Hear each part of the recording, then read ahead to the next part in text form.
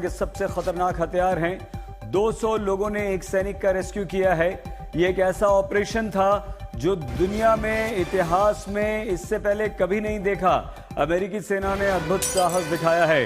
Trump ने अपनी सेना की जबरदस्त जमकर तारीफ की है और ट्रंप ने यह कहा कि एक रात में हम ईरान को खत्म कर सकते हैं और वो रात कल भी हो सकती है। धमकी भी दी, यह भी कहा कि वो रात कल भी हो सकती है। पूरे इस ऑपरेशन को जो अमेरिका का विमान ईरान ने मार गिराया था, उसका एक पायलट घायल हो गया था। उसे बचाने के लिए एक ऐसा ऑपरेशन अमेरिका ने चलाया। अमेरिका नहीं चाहता था कि वो पायलट ईरान के हाथ लगे और अमेरिका ने ऐसा होने भी नहीं दिया। ईरान में घुसकर अमेरिका ने इस तरह का ऑपरेशन किया है और ट्रंप ने कहा कि ऐसा ऑपरेशन इतिहास में कभी भी नहीं हुआ है जो ऑपरेशन इस समय हमने किया। हमारे बहुत सारे संवाददाता इस समय हमारे साथ जुड़ चुके हैं, लेकिन हम ट्रंप की कुछ खास बातें आपको बता दें। ट्रंप ने इस ऑपरेशन की सफलता की एक एक कहानी, पूरी कहानी बताई, एक एक शब्द बताया, लेकिन साथ ही साथ ईरान को एक बहुत बड़ी धमकी दी। ये कहा कि हम एक ही रात में ईरान को खत्म कर सकते हैं, तबाह बर्बाद कर सकते हैं और वो रात कल भी हो सकती है। डेडलाइन खत्म हो रही है भारतीय समय के अनुसार बुधवार को 5:30 बजे। Race against the clock, as it was critical that we locate the downed aviator as quickly as possible, while at the same time keeping our enemies misdirected. For that reason, in addition to the human and technical assets deployed by the President to find our airman, CIA executed a deception campaign to confuse the Iranians who were desperately hunting for our airmen. On Saturday morning, we achieved our primary objective by finding and providing confirmation that one of America's best and bravest was alive and concealed in a mountain crevice, still invisible to the enemy. आइए हम आपको सीधे हमारे साथ इस समय Israel तेल अवीव से प्रणय उपाध्याय, अशरफ वानी, सुमित चौधरी, सभी संवाददाता मौजूद हैं। ट्रंप की धमकी प्रणय, और ये धमकी है कि हम एक रात में ईरान को खत्म कर सकते हैं, वो रात कल भी हो सकती है, कल की भी हो सकती है। इसका मतलब क्या हुआ? देखिए, आप जानते हैं सईद कि राष्ट्रपति डोनाल्ड ट्रंप ईरान के खिलाफ जो अपनी चरम दबाव की नीति है उसको दिखाना चाहते हैं। ईरान के इस पूरे ऑपरेशन के दौरान अमेरिका पर सवाल उठ रहे थे, अमेरिका की सैनिक हनक पे, उसके दबदबे को लेकर सवाल उठ रहे थे। तो मुझे लगता है कि व्हाइट हाउस की इस प्रेस कॉन्फ्रेंस में राष्ट्रपति डोनाल्ड ट्रंप के दोहरे उद्देश्य थे। पहला ये कि अमेरिकी ताकत की सत्ता बताना, ये बताना अमेरिका के लोगों को भी कि हम स्थिति को डोमिनेट कर पा रहे हैं, वहां से हम अपने पायलट को यदि निकाल पा रहे हैं तो ये ऑपरेशन हमारे हाथ से निकला नहीं है, बल्कि हम इस ऑपरेशन को अंजाम तक पहुंचाने के लिए प्रतिबद्ध भी हैं और हमारे पास वो ताकत भी है। साथ ही वो ईरान को एक चेतावनी भी देना चाह रहे हैं कि हमने इतनी कामयाबी के साथ में आपकी टेरिटरी में उतरकर अपने पायलट को सुरक्षित निकाला है। इसका मतलब ये है कि आप सावधान रहिए, अगर हम चाहेंगे तो और ताकत का इस्तेमाल कर सकते हैं और हम हर उस जगह को निशाना बना सकते हैं जहां पे हम टारगेट करना चाह रहे हैं। और लगातार बीते 24 घंटों के दौरान, यानी अमेरिकी पायलट को निकाले जाने के बाद से जो स्ट्राइक्स हैं उनका ग्राफ काफी बढ़ा है। सही जी, बिल्कुल ठीक कह रहे हैं आप। सुमित, ट्रंप ने जमकर अपनी पीठ थपथपाई है। अपने पायलट को बचाने के ऑपरेशन में उन्होंने अपनी सेना की तारीफ की, ये बताया कि हमारे ऑपरेशंस कितने खतरनाक हो सकते हैं, किस तरह से हम दुश्मन के देश में जाकर वहां से अपने एक पायलट को निकाल के ला सकते हैं, ईरान को भनक नहीं लगेगी। ईरान को हमने चकमा दे दिया और दुनिया के सबसे खतरनाक हथियार अमेरिका के पास हैं, दुनिया का सबसे तेज दिमाग अमेरिका के पास में है। लेकिन जो हम आए दोबारा सुमित और अशरफ, प्रणय आपके पास, लेकिन एक बार फिर से सुनवाएं ट्रंप की वो खास बातें, उन्होंने क्या कही।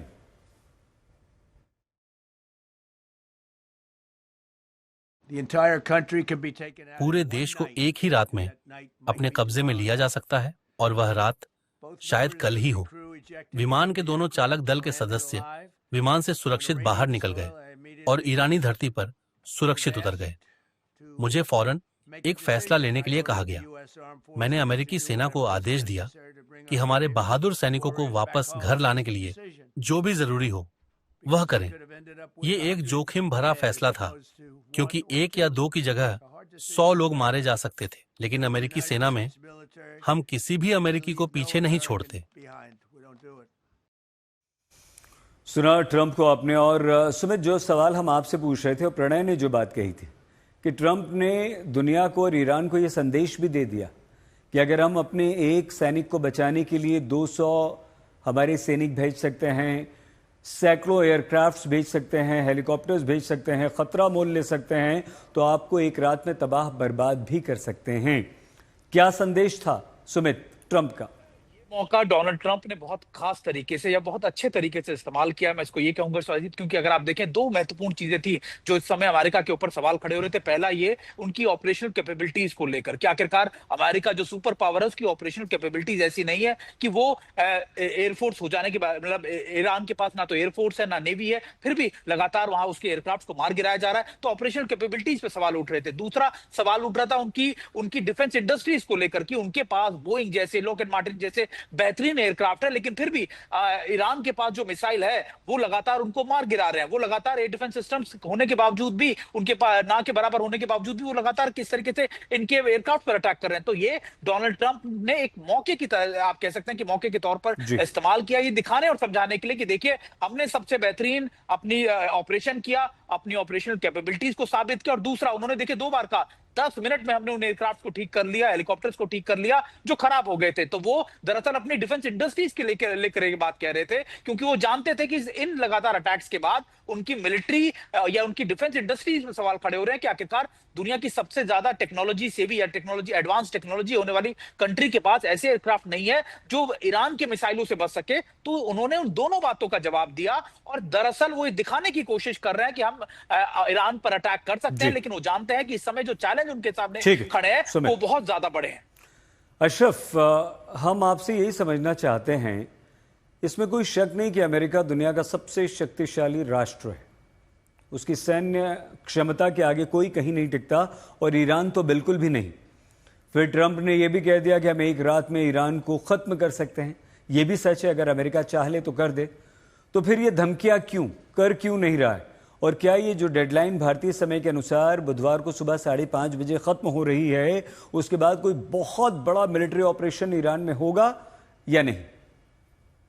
बिल्कुल नहीं होगा सईद। दरअसल ये एक फितरत अब बन गई है डोनाल्ड ट्रंप की। अगर हम कई उनके इस पूरे शासन को देखें, वो धमकी देते हैं, चाहे ट्रेड का मामला हो, चाहे युद्ध का मामला हो, और उसके बाद जो है जब वहां से भी उनका जो है उनका मामला नहीं बनता है तो उसके बाद फिर और कुछ दूसरा करते हैं।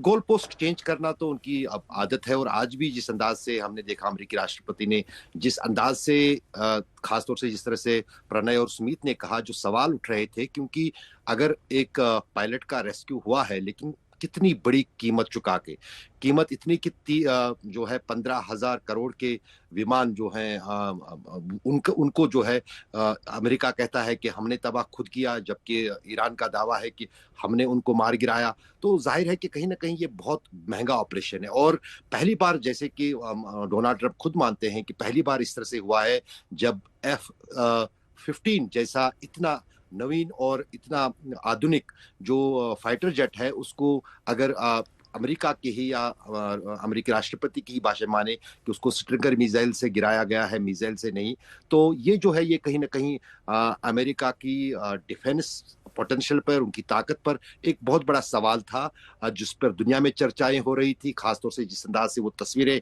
सामने आई जहां पर ये रेस्क्यू हुआ था, जहां पर कई सारे, एक नहीं बल्कि कई सारे विमान जो हैं वो तबाह दिखे। तो कहीं ना कहीं अब ये मजबूरी थी अमेरिकी राष्ट्रपति डोनाल्ड ट्रंप को कि वो अपने देश की जनता को जो है इस ऑपरेशन की फिल्मी कहानी सुनाए, और जबकि वो पहले ही दुनिया ने सुनी थी। तो जाहिर है कि ये कहीं ना कहीं एक कोशिश है अमेरिका की जनता को इस युद्ध में जो है जिस अंदाज से वो आलोचना कर रहे हैं उसमें उनको साधना। प्रणय, ये पूरा जो ऑपरेशन था अपने पायलट को बचाने का, उसकी कहानी ट्रंप ने सुनाई और साथ ही साथ अपनी शक्ति का बखान भी किया, अपनी महानता को भी उन्होंने बताया अमेरिका की। लेकिन सिर्फ ये कि एक रात में हम ईरान को तबाह कर सकते हैं और वो रात कल भी हो सकती है, कोई सटीक बात नहीं कही। क्या आपको लगता है कि अभी वो दिन दूर है जब अमेरिका फाइनल ऑपरेशन ईरान पर करेगा, डेडलाइन खत्म होने के बाद भी, या बुधवार सुबह 5:30 बजे के बाद से खतरनाक खबरें आनी शुरू हो जाएंगी? देखिए सईद, राष्ट्रपति डोनाल्ड ट्रंप के इस मीडिया वक्तव्य की लाइनों को यदि आप बीच में पढ़ें, बिटवीन द लाइन्स यदि पढ़ें, तो इसके अंदर एक महत्वपूर्ण चीज निकलती है कि ये अमेरिका का इन बीते 38 दिनों में पहला बूट्स ऑन ग्राउंड ऑपरेशन था। यानी अमेरिका ने ईरान की जमीन पर अपने सैनिकों को उतारा और साथ ही अपने सैनिक को निकाला। साथ ही वो इस पूरे घटनाक्रम के बीच में, अपने मीडिया स्टेटमेंट के बीच में, वो वेनेजुएला का उदाहरण देना भी नहीं भूलते हैं। यानी एक तरीके से ये दिखाने की भी कोशिश है कि यदि जरूरत पड़ी तो हम इस तरीके का ऑपरेशन ईरान में भी दोहरा सकते हैं, क्योंकि हमने ईरान की जमीन पर इस तरीके का ऑपरेशन करके दिखा दिया है। चाहे वो अपने सैनिक को निकालने का ही क्यों ना हो, 150 विमानों को भेजने के साथ, 200 विमानों को भेजने के बाद, और जैसा अभी अशरफ कह रहे थे कि अपने 2 विमानों की कुर्बानी देने के बावजूद हम किसी भी तरीके का दांव खेलने के लिए तैयार हैं। तो ये राष्ट्रपति डोनाल्ड ट्रंप की, आप इसे जिद कह लीजिए या उनकी सत्ता की का उनका जोर कह लीजिए, वो लगातार ये दिखाने की कोशिश कर रहे हैं कि इस ऑपरेशन में फिलहाल पीछे हटने का कोई सवाल नहीं है और ये ईरान के लिए एक चेतावनी भी है। अब जहां तक आपका सवाल है कि क्या अपनी डेडलाइन खत्म होने के बाद राष्ट्रपति डोनाल्ड ट्रंप कोई महाविस्फोट करने जा रहे हैं, क्या वो अमेरिकी सैनिकों को उतारने जा रहे हैं, या अचानक, क्या बिल्कुल जैसा वो शब्दों में कह रहे हैं कि बिल्कुल एकदम नर्क के दरवाजे खुल जाएंगे और सब कुछ एकदम कहर बरप जाएगा, मुझे नहीं लगता कि इस तरीके की कोई चीज होने जा रही है, क्योंकि ये स्ट्रेटेजिक ऑपरेशंस होते हैं, टेक्टिकल ऑपरेशंस होते हैं। इसके अंदर जो चीजें हैं, एसेट्स का जो मूवमेंट होता है, विमानों का जो मूवमेंट होता है, उसके अंदर वो सेना पर छोड़ेंगे अपने मिलिट्री ऑपरेशंस को प्लान करने के लिए। लेकिन हाँ, ये चीज जरूर है कि वो इस दबाव के साथ चाहते भी हैं कि कहीं ना कहीं ईरान उनकी उस बात को मान ले, ईरान के ऊपर एक दबाव बने और उस दबाव के बीच में कोई समझौता लेके उसकी ट्रॉफी को दिखा सके अमेरिकी जनता को कि वो ये लेकर आ गए हैं।